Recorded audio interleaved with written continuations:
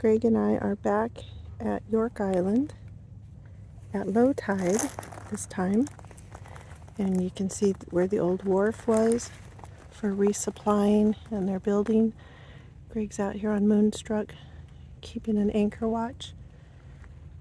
We're here at slack, so there isn't much of a tidal or current exchange yet, but this is very tricky current out here.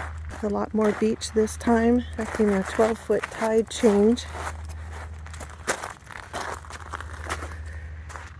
Very nice ramp here leading up to the main trail, and these were the original roads.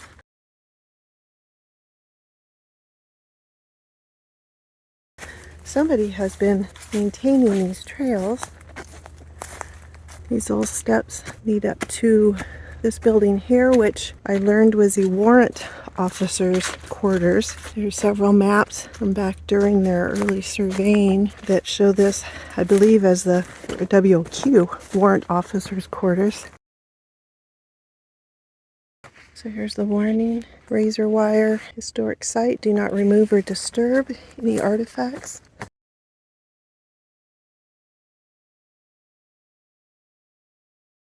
So a better view of the interior. And the fact that these walls are still standing just shows the construction methods they used back then. They built things to last, even though they only used these for, I believe, about 5 years. But yeah, whoever is working on all of this, thank you. And this comes up to the main trail. Oh, and this is new. Not sure if this is going to be a kiosk. And this goes on up to the gun emplacement and the fort. Right through here is a very faint trail. It looks like a game trail, but that goes out to the Searchlight number 3. And from there you can head north to Searchlight number 2 and 1 to try and find one of the searchlights. Down here is looking back towards the water. Over here to the west, it's a little side trail that I believe goes out to one of the searchlights. But when we come back, over here is our second building, and a third a little farther, it looks like. These anchors, they're all about the same height on concrete block. Look like they were foundational anchors. There's some more floor joists. That was some kind of fan, it looks like, inside this little cylinder. There's another concrete floor joist with the attachment point. Not sure what that is. That could be some kind of an engine. It also kind of looks like it might be an old bear trap. So it's definitely not a bear trap. I'm on the far end of it, looking into it. These were what's left of the timbers. They had a big fire. So we're over on the west side, and I'm making my way down low because the little spur islands are just out here in front of me where the searchlight appears on the map, so we'll see. This definitely appears to be an old roadbed that has gradually filled in, and I think just around the corner to the left is the searchlight. Yep, and I'm just seeing it come into view. The concrete shell, the searchlight pointed out seaward or through Johnstone Strait. So yeah, here we are. You can tell it's the end of the summer. All the foliage is dried out. There hasn't been much rain. All summer long it's been very dry. And here you can see the circular roof line to match the searchlight.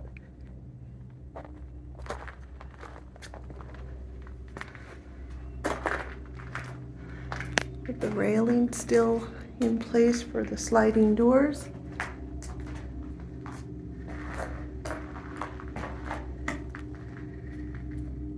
The weather doors on the back side, you can tell they were all metal, which is starting to peel off. And then wooden framework for the interior. Yeah, and they swung out. The concrete is in great shape.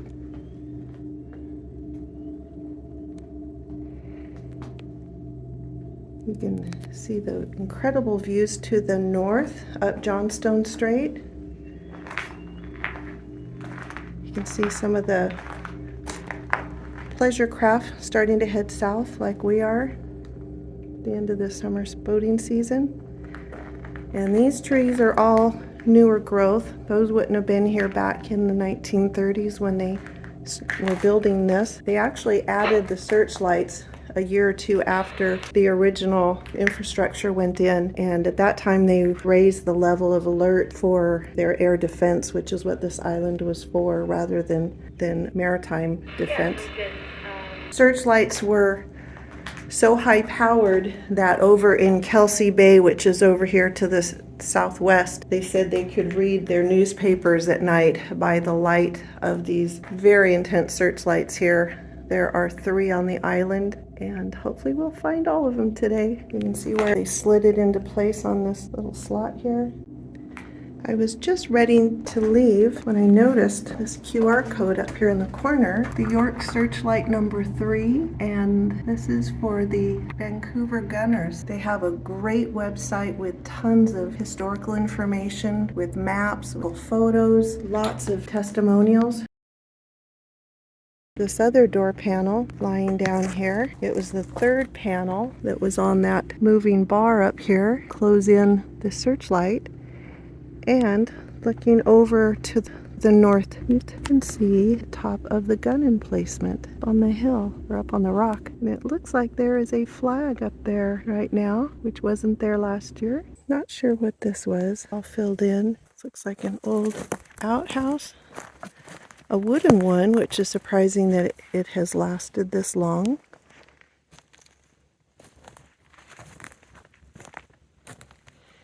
And this was supposedly the second powerhouse that supplied the searchlight as well as the camp. There were lots of small buildings out in here for barracks, and this was supposed to have supplied that. We'll come peek inside. You can still see the print on here.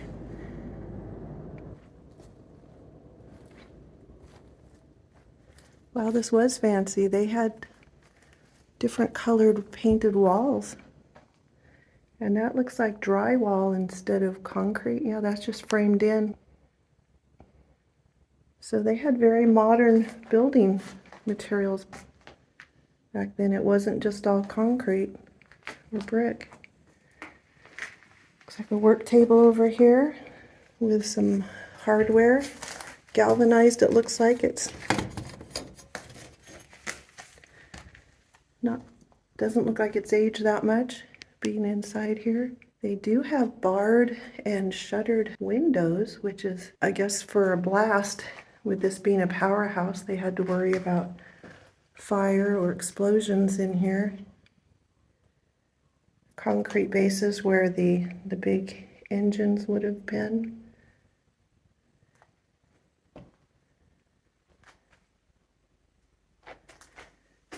And I don't know, since they didn't have hydropower, I'm not sure how they made their power here. Have to look into that. And this wall looks like it was an addition, maybe later, because it would not have held up with an explosion. It would have just blown this out.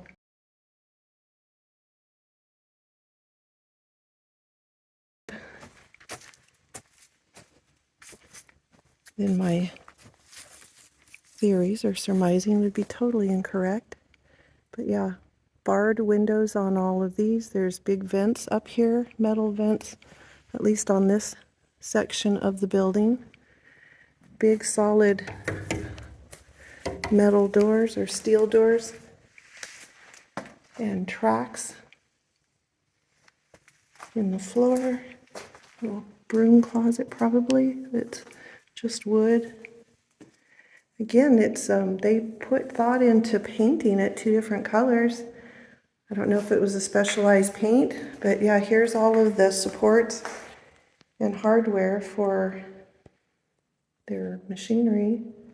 More venting on that side framed in. And it looks like aluminum vents over here. Or wait, no, just wood that you can see outside. Little wooden trough over here, box. Looking back into the other room. Cabinets over on the side, probably for their tools and workbench. More track work in the flooring here. It's lined with metal, so it's not just for drainage.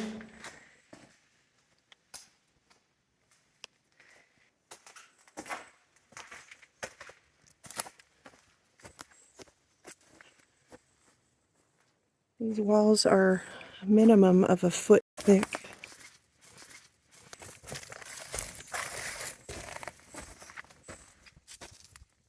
Come around to the back side.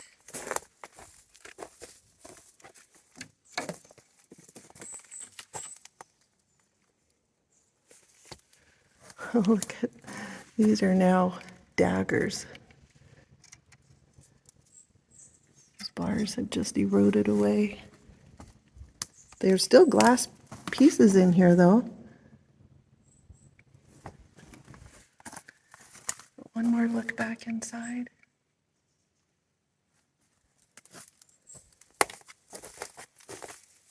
The metal has bubbled. A lot more glass in this section here.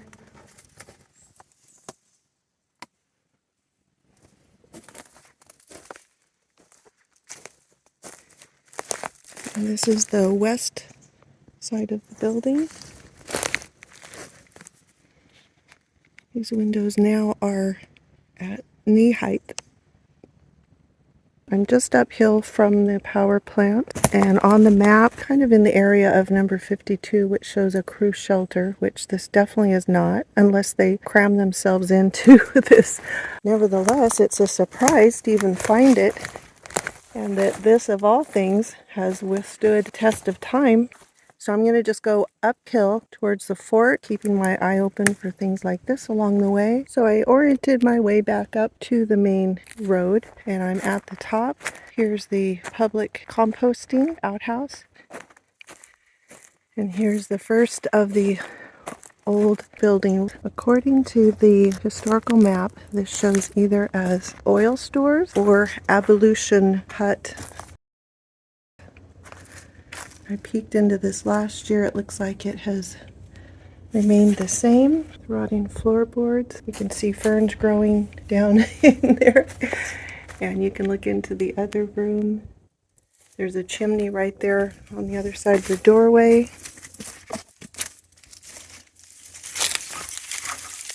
So I'll go through the other side. That branch is kind of wedged in there. Bars on all the windows. And this probably was, I would assume, the quarter, since it's heated. It's made out of brick rather than concrete, which is a little warmer, and then also has stucco or plaster on top of the brick for a little bit more insulation, plus wood flooring rather than concrete slab, which is always colder. This is going back towards the fort, looking north, and here's an old shed, maybe. It looks pretty small. I'll look up on the map and see what that is. Picture of what's here. This was my favorite building here, or one of them. Actually, I had several.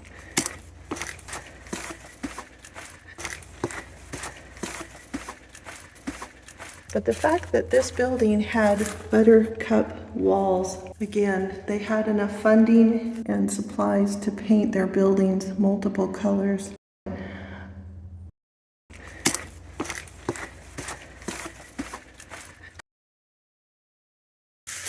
But yeah, this shelf is probably 8 feet up.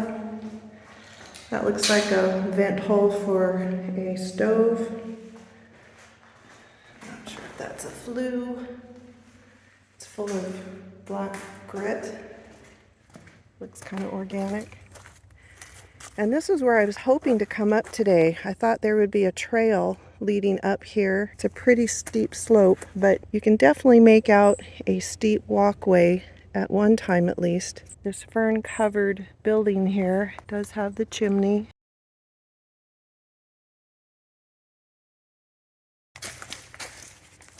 And maybe they had like 3 stacks of bunks to fit as many soldiers in here as possible.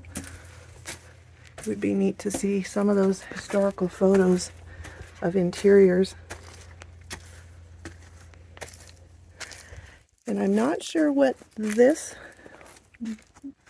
block right here is.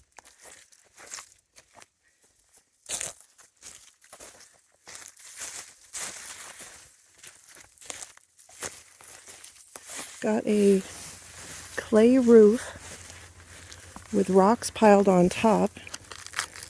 So it's concrete with asphalt and tar paper, clay shingles, and then granite rock on top to weight it all down. Ah.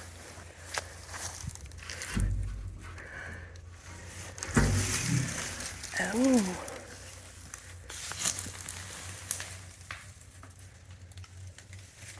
And this goes way down to the second floor or basement. There's a big heavy steel door down there. And a little metal shelving for something right there, plus a bar across, maybe as a pulley for chain. Maybe this was an elevator or hoist to get items up here a lot easier. And this is looking back down on the staircase leading down on the chimney. Don't want to walk on this roof too much since they are flat and loaded with sod. They're already carrying a lot of weight. Plus I've been eating a lot on this roof. I've become a double lard. I don't want to add my extra mass to it. It's a lot more dry over here. This is looking down into what I thought was like an elevator shaft, but again, I'm just guessing. There are 2 matching ones. They had sliding doors, and I am standing on the roof of another one. As you can see, it goes out into this square shape covered with rocks, and you can see the support posts on the ends out here. This one here, with a pipe going down into, and each one of these has piping, which might be for ventilation. Oh, they're all filled in, or this one is. And this is looking out. I just said I didn't want to walk out here on the roof, didn't I? I don't listen to myself even. Yeah, these are all filled in, but the galvanized pipes are still in good shape, surrounded by the concrete. I definitely don't want to fall over because it's a good sized drop here. Looking down into one of the gun emplacements. Up here, this is one of my other favorite buildings. Looking back down onto the walkway. I'm sure this was a great spot for people to come out and get some sunshine on those rare winter days. So we'll come back over here. Check this out.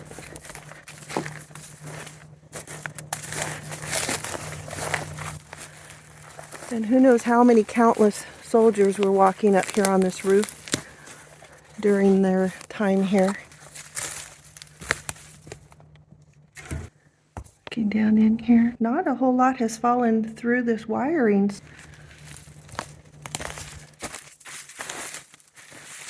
There's the side or stairwell entrance to that lower building.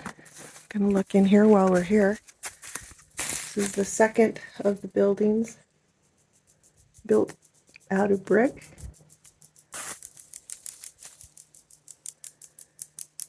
It's a beautiful day out here. The insects are out.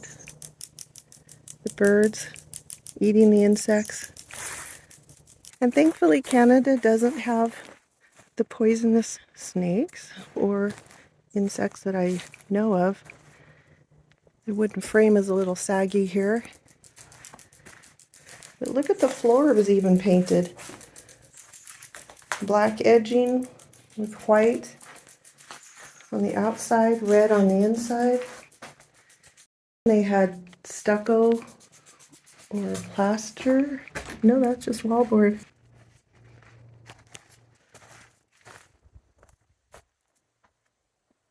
And somebody's teapot that isn't that old. Or tea kettle. Plus the ping pong ball. And again, painted floor. Even the door trim was painted, accenting colors. A reminder that you take your safety in your own hands and be responsible. Be careful because you are on your own. Back where we were with the wire top. So I'm just going to go through this quickly because I did this last time. It is worth a repeat. These buildings are so cool.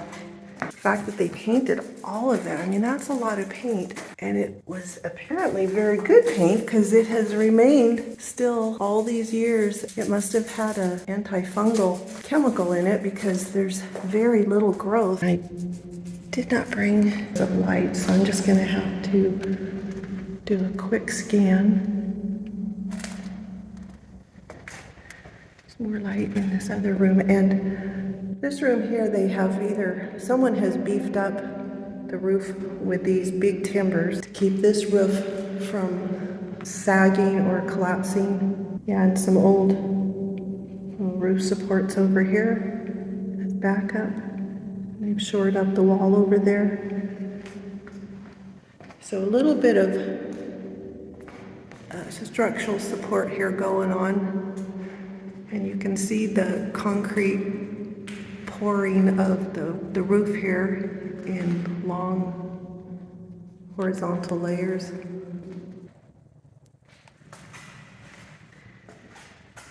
And there is a doorway over to the far corner here. Looking up into those wire-covered open spaces. You can see where the big doors used to be. People have left their mark. 1963, 64. Stairway leading up again. But we're gonna go for the big guns right away. Someone left a towel. So yeah, just imagine all the grunt work involved in just building this rock wall from way down below. You know, they have to start with a solid foundation way down and work their way up. So hauling all this rock or excavating it, cleaning it, sorting, stacking, and restacking, and then putting into place in just the right order or placement so they don't fall out, because many of those are not mortared in. They're just stacked in almost dry. There is some mortar, but the older stuff is just almost dry stack. And we are on also a raised bedrock up here.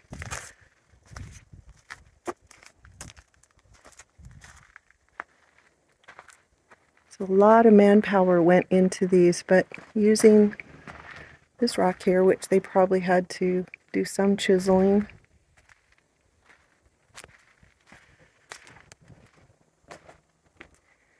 And it's so clean in here.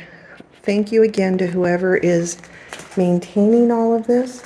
There's a little bit of water down in here. Yeah, and even the cupboards here where they stored the munitions, these are all concrete.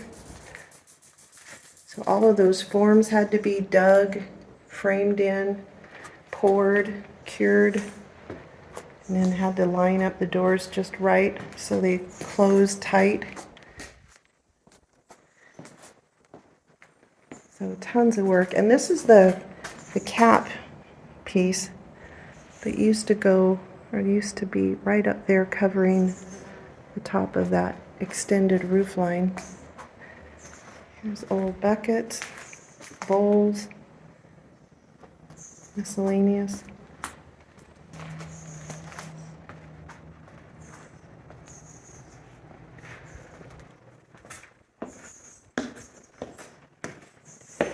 And man, what a beautiful day out here. All these trees were cut down when they were building this fort, so they had line of sight. There used to be an old gun, smaller gun over here on this flat section beyond those two trees, but they had clear views up and down this channel here. Coming out here on the end, you can see the Searchlight building that we were just at a little while ago. And we're up, oh gosh, a good 100 feet. I don't know the elevation at this point. We're right where we're standing, but we're way up here. And it smells so good with all these pine trees in the sunshine. I am panned out as far as I can. You can see drainage and all the rock work that had to be moved over and put in place here before they could ever start pouring concrete on top of the natural rock. And they had to tamp it down or pack it really well to make sure it wouldn't dislodge or move. But looking back into these little storage areas here for the shells, and just the bolts on that thing are huge. And the metalwork is held up really well in here and out here. It's all exposed to the weather, so even though the trees create a wind block, wind break, it still gets blasted by wind. And I don't know what this is. That almost looks and feels like lead.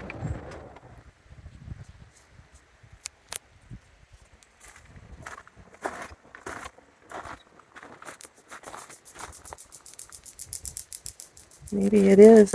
So yeah, there's the flag. A dunce when it comes to what that flag is. It might be the Gunners Association, maybe their infantry flag. But nice crop of ferns on this roof. Looking down, looking over at the building we're going to go in next,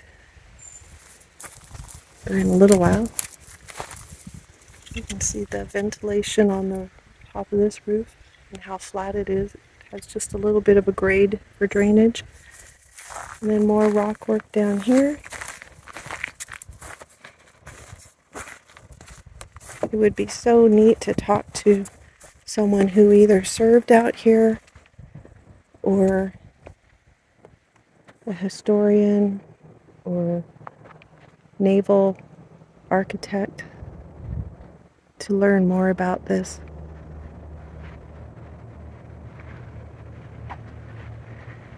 That's the second gun emplacement over there.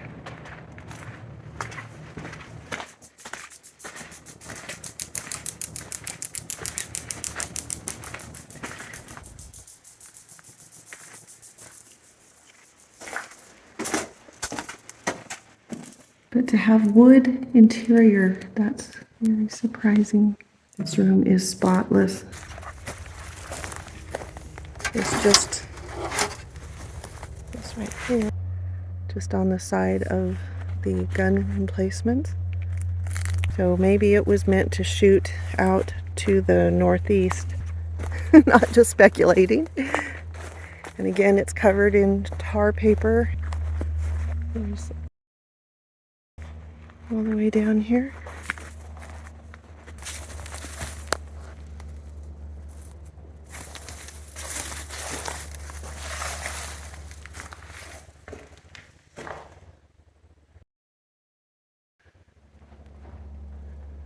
Ventilation pipes going up. Here's some I-beams down here, as well as these look like the barbed wire fittings off of the cyclone fence. Somebody's supplies in here, wiring for utility or light box. So that's it for up here, and I'm gonna go see if I can find the Courtenay post. We saw it on our way in from the boat. I'm just a few yards further down than I was a minute ago, and I'm still using the building over here by the fort to orient with, but this is the trail I was hoping to find. And I'm always looking for signs of not only trampled earth, but also remnants of flagging, which is on this fallen tree here. Just make sure you duck. It's not very obvious, but I came from up around here. This is an old road.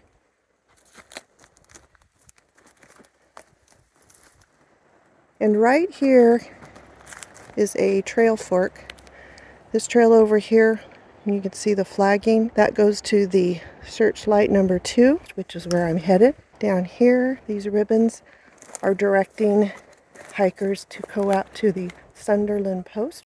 We are coming to the edge of the island, breaking out of the trees onto the rock. And there she is. This is Searchlight number 2, and since we're up on the top of this rock, I'm assuming I just come down over here.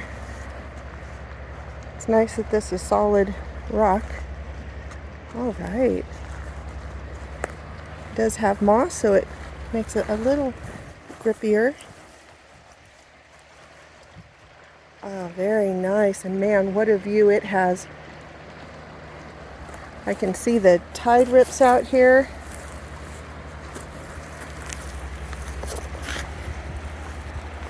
Don't be afraid to use your hands for more points of contact. You can hear the current, and boy, they just built this right into the cleft of this rock here. But here's those 3-part doors that are still hanging, and the railing for the, I'm sure, the big doors that closed around the searchlights. Boy, with these trees gone, when they logged these, it was just clear views all the way out. And all these tide rips out here, which is what makes this particular area around Yorke Island very treacherous to boaters. Even the big ships stay clear of these areas when the current is changing, unless they've got lots of power. For those soldiers that were stationed out here and manning these searchlights, you know they got cold. Had to have been miserable conditions doing your post duty. So we're going to be climbing back up and finding the trail to the post. Hopefully we've got enough daylight to find everything.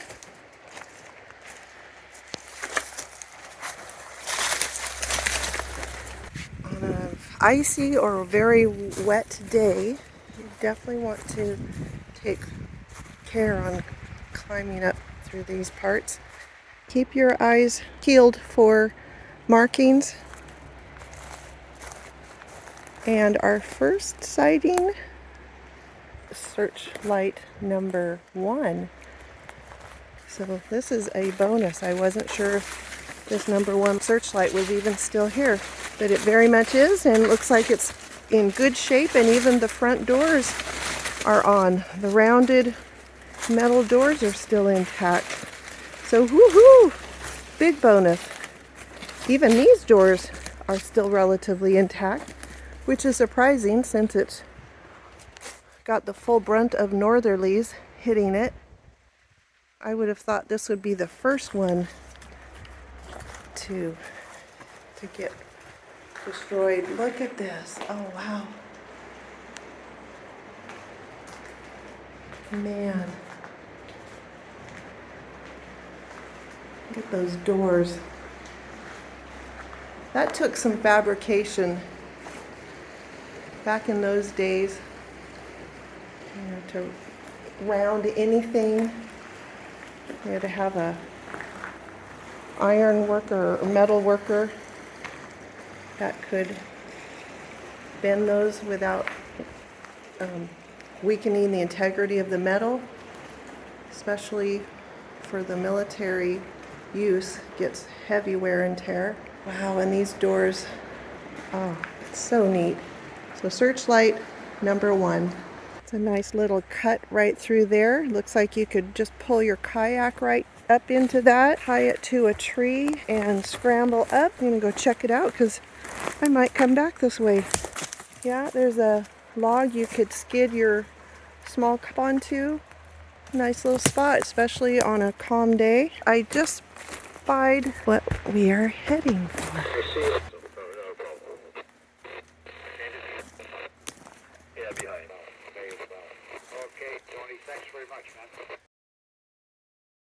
What a treat to find this. Again, could be a recreation of the original. Regardless, it is very cool to find this out here. And if this is from the 1930s and early 40s, it is in mint condition. That roof has to have been redone. Some of those logs show age, but others don't, so they look solid all the way down to the bottom. Let's go inside and have a peek. They have been shimmed up with new pieces of wood, and this is definitely a new door with a cool handle. Yeah, new roofing. Okay, so this is either redone or completely rebuilt. But here's remnants of the old wood stove, painted window panes, and this cute little triangular corner that gives you views looking out to the north and the east, or out to Johnstone Strait.